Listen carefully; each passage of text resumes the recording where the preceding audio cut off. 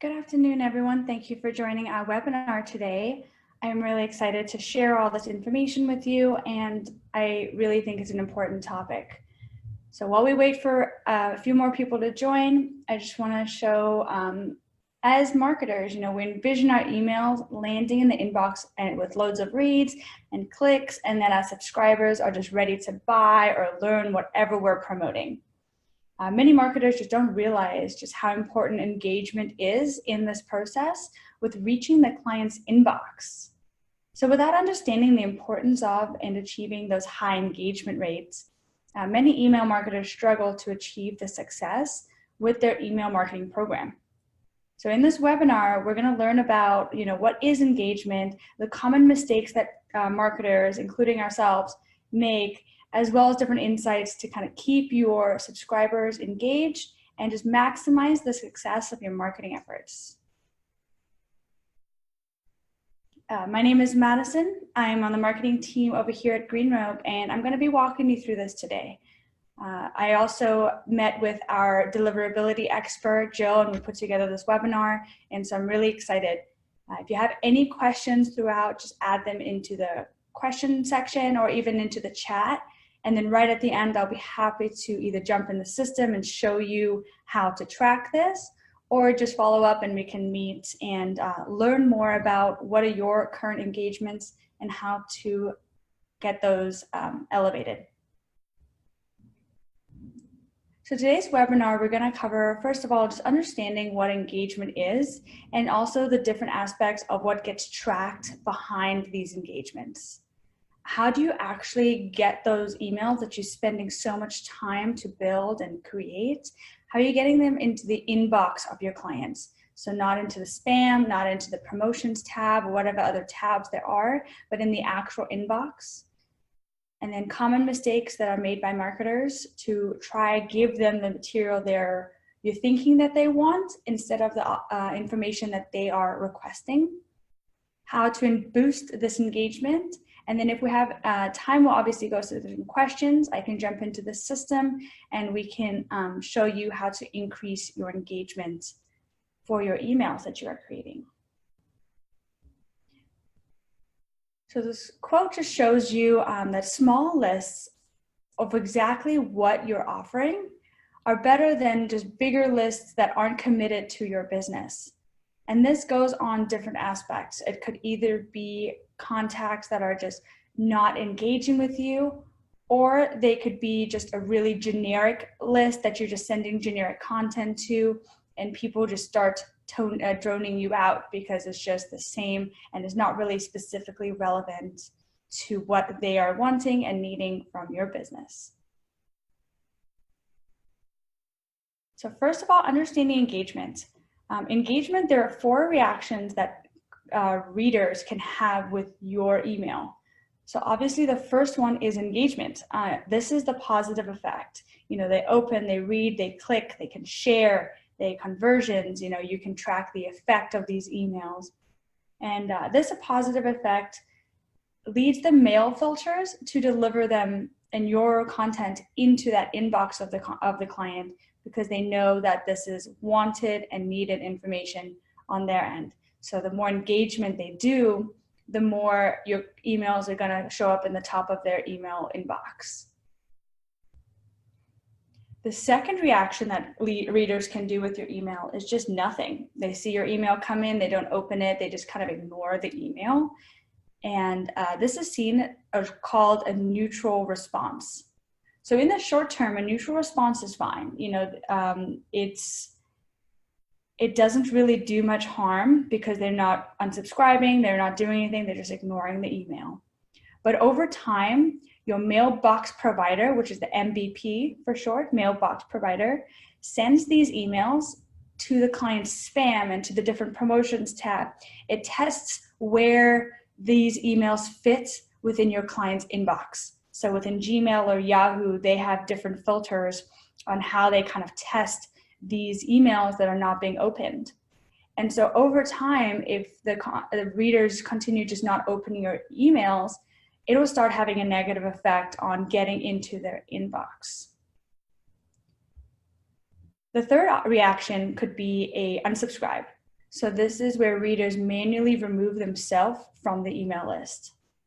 There is just a general window that it doesn't affect anything, and this is usually around to 1% of your emails. It kind of does vary depending on the industry and how often they either engage or ignore the email. But over time, this can also affect it as well. So especially if it's high volumes, let's say about 10% of people unsubscribe from your one mass broadcast, it can start impacting the placement of these emails within their inbox. This is because the email providers, MVPs, see the emails as unwanted or irrelevant. And so that's why it's important to start segmenting your contacts and managing what emails you're sending out to those contacts. And then lastly is the spam. So this is a big negative reaction that it shows the email inbox that this is an unwanted email. They didn't previously subscribe and then change their mind. They just say, nope, I don't want it. And they mark you as a spam. So complaints out of tolerance lead to deliverability. And this also affects you with the potential delays in sending out your emails, and spam-related bounces also negatively affect it.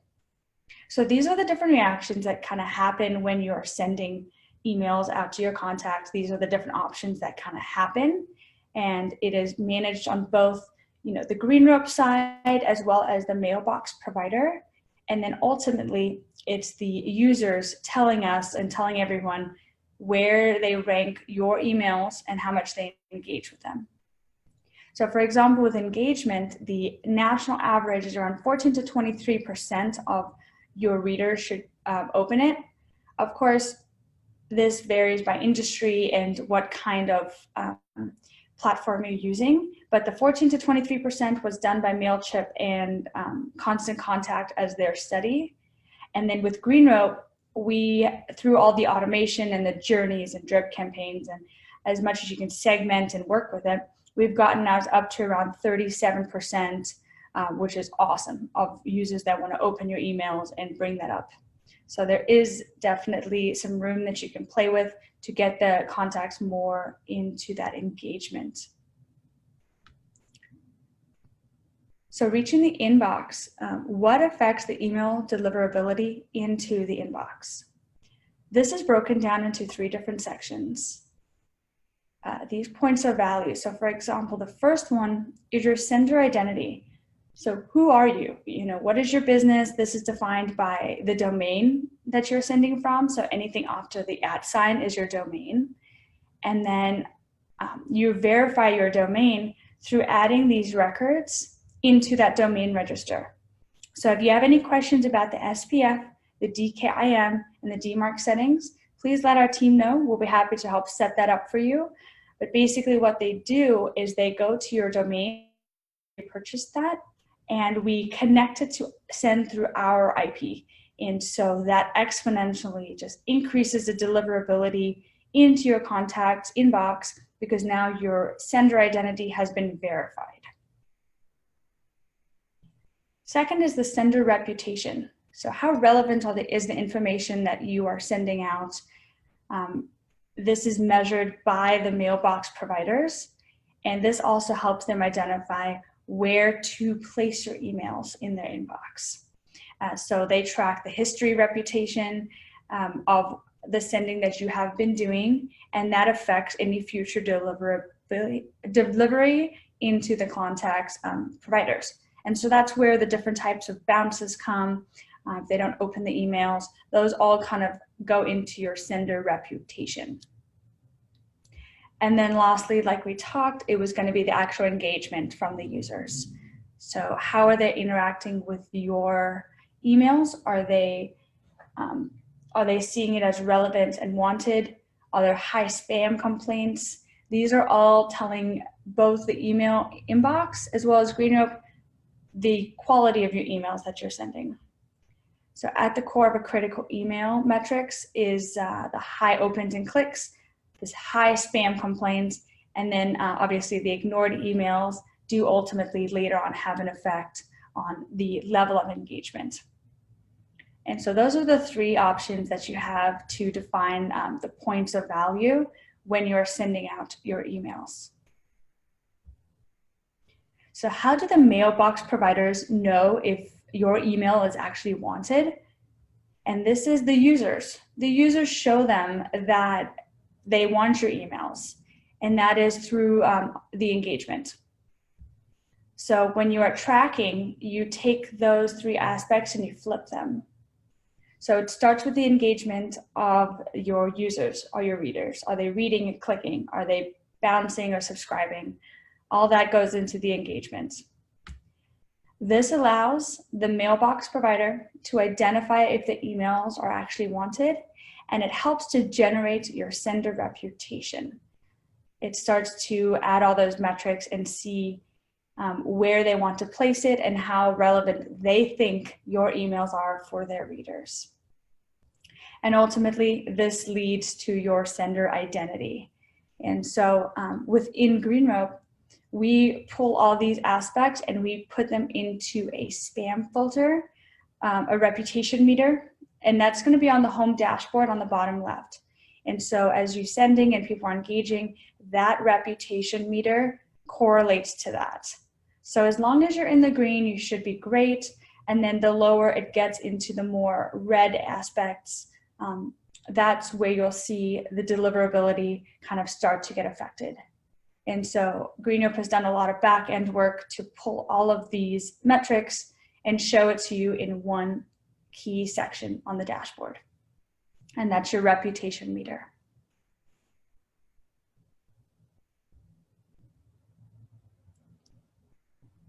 As marketers, we do make some common mistakes. And so we've seen from our clients and us personally, and just kind of working with all the different aspects about what we do as marketers.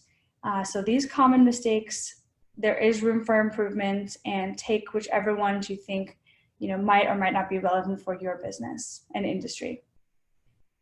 So the first one we see a lot is just we add all of our contacts into one list, whether they've given us permission or not. Everyone you own, you add them into a list, and you send them your newsletters, you send them very generic content, and you just think that your email list wants to see all of your information. The next one is that leads you to develop very generic and broad content. You send it out when your team feels like you have completed it, and you send it out. So that usually is like newsletters or blog posts or anything you want to share. You send it out to this giant list, and it's not timely or really relevant to what they initially came to your business for. We also see you're sending the same offers out to subscribers, regardless if they've expressed certain interest or needs. So with GreenRope, you are allowed to create different user fields and groups and tags, and a lot of areas where you can help to segment these, and then you can send specific offers out to your subscribers.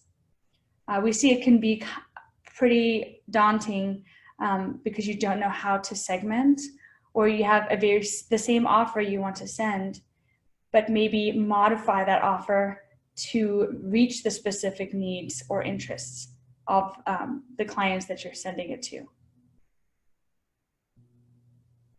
So once you've sent out your emails, you continue to just build and send the emails as part of a routine. But a lot of marketers fail to monitor this engagement and the factors that impact this effectiveness, and tweak their emails as they're moving forward. We see the same email template being used over and over, which is really great for consistency. Don't change the email template, maybe change keywords or just the headlines and the content in there. So you want to keep that brand consistency, but you also want to monitor the engagement to have the clients open it. And that leads us to our last mistake here, is just using misleading subject lines. We want to see these emails being opened, and that's engagement, and that's great. But if they open your email because of a subject line and then the email content is not relating, they're going to be more upset because of that. So definitely work on your subject lines to make people want to open your emails, but don't mislead them and have a bait and switch when they open the email and it doesn't really relate to the initial subject line that they were expecting. So those are some of our common mistakes that we generally see. And with the huge increase of, the automation and the segmenting, these are easily addressed within the system. So within the system, how do you actually boost this engagement and the actions you can really take to manage this and elevate it? Because it's really important that the marketers, we build, we maintain, and we break trust from your subscribers through the content you see them. And so maintaining this trust and building it really helps with that engagement. And so the first one is being respectful of your subscribers' inbox. Make it known that they want your information and you want to provide information for them. And so that is why permission is a must. You need to have valid emails that have given you permissions to email them. So no out of the blue emails. We don't accept any purchased or rented bulk lists that you can mass send emails to. So definitely getting permissions is the first key here. And then secondly, don't overdo the email sending. Have a structure depending on where you're going to send it and how, and then your subscribers are going to get to know that. Maybe in the first email, say on every couple weeks we will be sending something, or if this is a monthly newsletter, just keep it consistent and don't send too many emails to your contacts, because oftentimes we have multiple email inboxes and we have so many subscriptions that we go to. We don't want you to drown it out. An example I wanted to share, let's say you go to a trade show, and you collect business cards from everybody that comes to your booth. A great way to get these permissions with showing respect to them, it would be to send a personalized email saying, thank you for coming over to our booth. They're great to meet you at this event. I'd love to have you stay connected and click the button below to join our newsletter.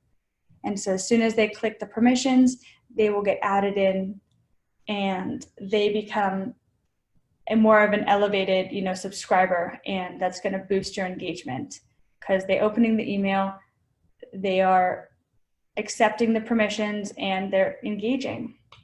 And so that might be a good way next time you collect a lot of business cards, instead of sending them out or adding them to a generic list, ask them if they want to be a part of it or invite them. Second is list segmentation, and this is a direct driver of your deliverability. So the more you can segment and understand the list that you're sending to, this will help you with the timely and relevance of that content being sent out. So for example, they sign up through a sign-up form that you have, and they express interest in a certain product. You can add them into a specific group for that product, as well as send them an immediate email thanking them and telling them how often they are expected or should be expecting email from you. So segment your list, and then you can tailor those messages based on the different types of subscribers. You can also use dynamic placeholders within the system to personalize the content. So if they are part of a certain group, or if they have a certain user field or information, you can segment that way. Also, another great way you can segment would be based on the journeys. So if the contact meets certain criteria, send them different information versus add them into a different group if they needed more of the general information. And so segmentation is the key indicator of the data quality that you have. So the more updated and real-time information you have within your system, that will help you segment your contacts. And this is just in compliance with the best practices that we have, and it leads to better inbox placement as well.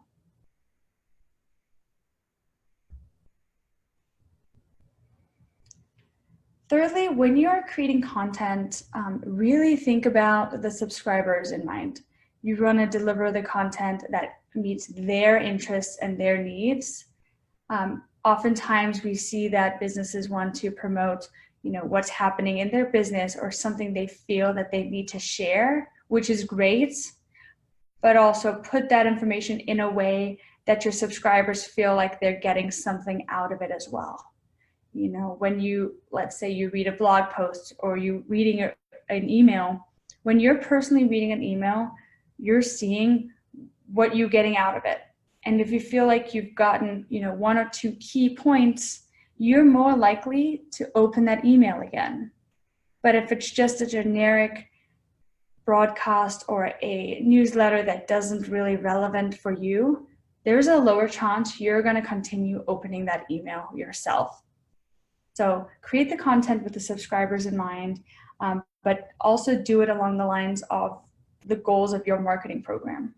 So there needs to be a fine balance with how do you send them the information that's relevant, as well as make it feel that they are learning something as well. Within GreenUp, we also do have a campaign optimizer section. It should be within the communicate dropdown. Basically, you would add different subject lines and different email templates. You would select a test audience. And after that test period, let's say 2 hours go by and you've sent to 10% of your people, the winning campaign will get sent to the rest of your team. So definitely look into the campaign optimizer, and it'll help you test different subject lines and get to learn what your subscribers are opening. If you do have any questions on this, please go into the Communicate Campaign Optimizer section, reach out to our team. We'll be happy to show you more about this feature. And then you can also use the triggered emails or the journeys, as we talked about, to improve this engagement. So when someone has done an action of value, they filled out a sign-up form, they visited a website, they've done a specific action, you can then send them content based on that action. And that's a really good way to kind of manage this engagement and send them really relevant information as soon as they do it. And then 4 is monitoring this engagement and delivery metrics. There's the conversion tracking within the system that you can see what conversion codes are actually working. What are they sending to a certain website? Are they clicking on different links? So the conversion tracking is one.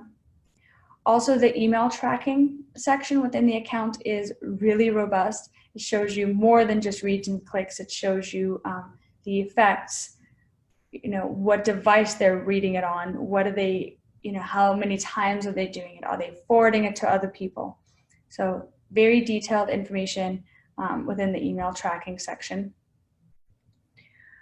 The hard bounces are an important section to keep in mind.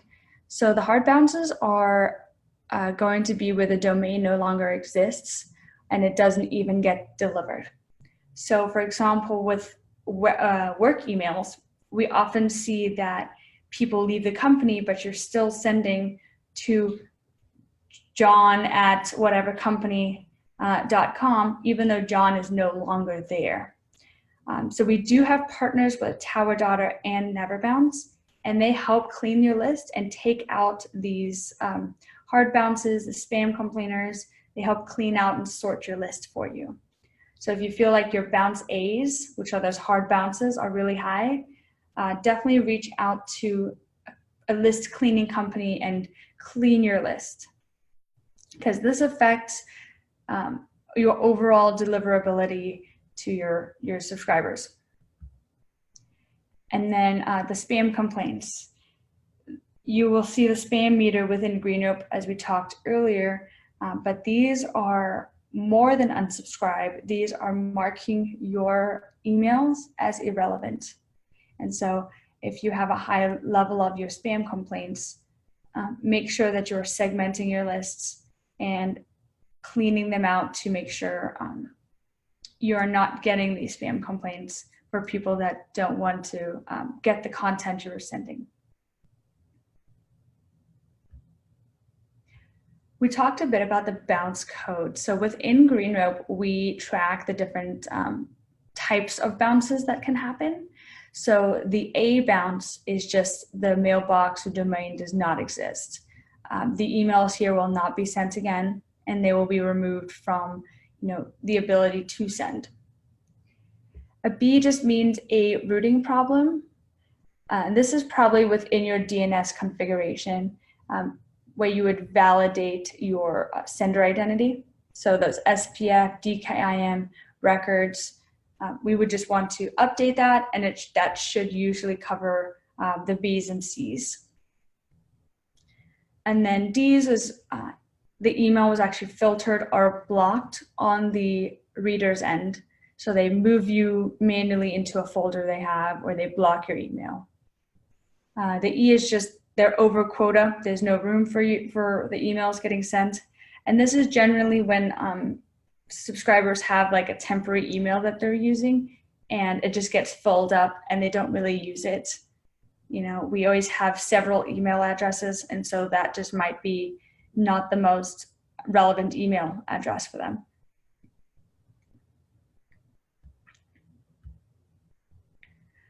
I would suggest taking a screenshot of this page and definitely looking into some of these really great websites. They help monitor your sending reputation. And so as you're sending, GreenRope does do that as well. We do all the metrics from what we send through GreenRope, how it is perceived on the other end, as well as who's clicking on it. But a lot of these websites here as well monitor how globally your domain is being accepted. So you will get sent these email slides where you can click on the link. Otherwise, definitely take a screenshot of this slide and look into these sites. If you have any questions on these, add them into the question box, and I'll be happy to answer anything here.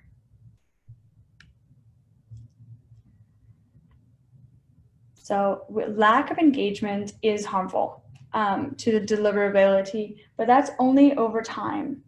Right off the bat, it doesn't really do too much because it's natural, it's more of a neutral.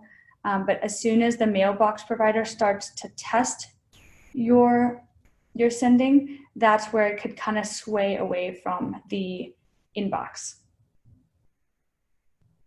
So as it affects the individual's inbox, high volume of these unengaged subscribers affects your global inboxing.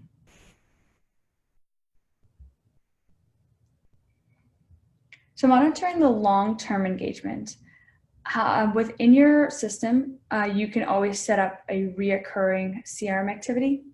This will just help you remind you to kind of review your metrics, clean out any lists over a certain period of time, upload a suppression list, which is a list of unsubscribed contacts, and just kind of really manage how often you want to kind of track your engagement.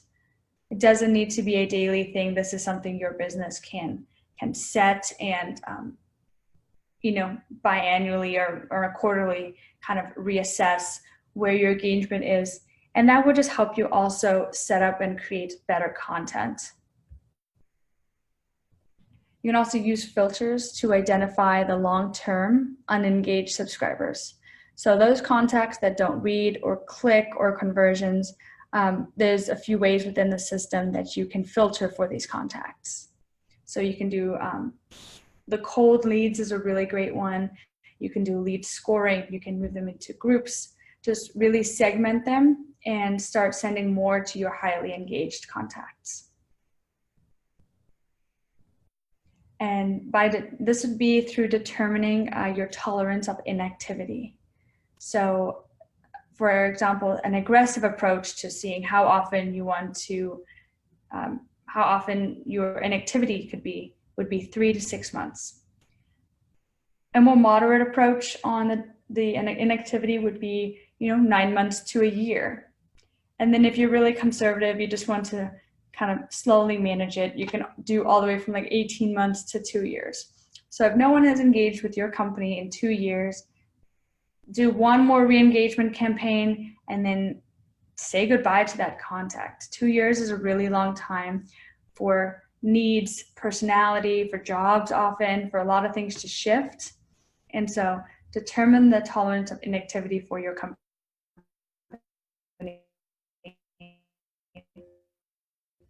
and start cleaning out your list. And then create a re-engagement journey. So once you've identified these contacts that are not really engaged, try entice them one more time with your re-engagement emails. You can send them, surveys, coupons, discounts, free resources. Send them along a journey and see if they engage with you. If they've gone through this whole journey and they haven't accepted any of your offers or free tools, then highly consider cleaning those contacts out.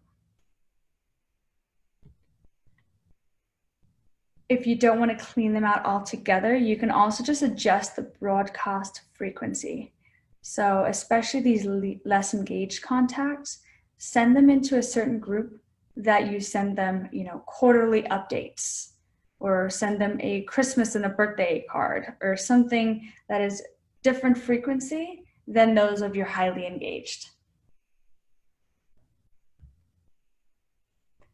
And then to find these contacts, just add automation around the engagement. So the lead scoring points would be within the automation dropdown. Those are a great way to assign points of value when a contact does something. So they read or they click or they go to a website, you give them a certain amount of points. And then from those points, you can identify if they are hot, which is really engaged, or cold, not engaged at all, leads or contacts. And then based on those points, you can trigger something to happen. So for example, you can move them into your adjusted broadcast frequency right here. You can send them on a re-engagement journey. Let us know if you have any questions about the lead scoring points. I didn't want to make this webinar too long, but I'm happy to, make it another webinar, or we can meet with you one-on-one and discuss that further.